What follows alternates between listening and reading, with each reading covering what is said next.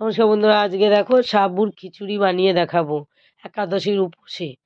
আজকে আমার একাদশী তো তাই বানাচ্ছি, তাই আমি তোমাদেরও দেখাই। এই দেখো একটা কড়াই নিলাম, তার মধ্যে বাদামগুলো দিয়ে দিলাম ভাজতে। এই দেখো ভাজা হয়ে গেছে, ভাজা হয়ে গেল, হয়ে এটা নামিয়ে দিতে হবে। এই দেখো নামিয়ে দিলাম, ভাজা হয়ে গেছে, নামিয়ে দিলাম। দিয়ে এতে দেখো কড়াইতে দেখো আমি ঘি নিলাম। এতে তেল খাওয়া যায় না, এই জন্য ঘি দিলাম। ঘি দিয়ে তারপরে এই দেখো ছোট ছোট আলু কেটে রেখেছি, ওইটা দিয়ে দিলাম। দিয়ে এটা ভাজতে হবে।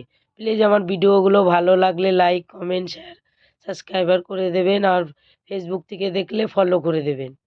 আবার দেখো এটা ভালো করে ভেজে নিলাম, নিয়ে এর মধ্যে সিন্দুক লবণ দিলাম।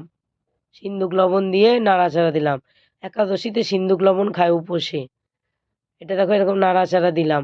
আর আমি সাবুটা না 6-7 ঘন্টা ভিজিয়ে রেখেছিলাম। সাবুটা সঙ্গে সঙ্গে দিলাম না, এই দেখো এরকম ভেঙে যাবে। ছ ছ ঘন্টা কমসে কম তো ভিজাতেই হবে। তারপরে দেখো এই যে দিয়ে দিলাম। আমি সকালে ভিজিয়েছিলাম আর করছিলাম ধরো 2টোর সময় আমি বানাচ্ছিলাম, 8টার সময় ভিজিয়েছিলাম। দিয়ে এই দেখো এই যে এরকম করে ভালো করে সাবুটা নাড়াচাড়া দিতে হবে।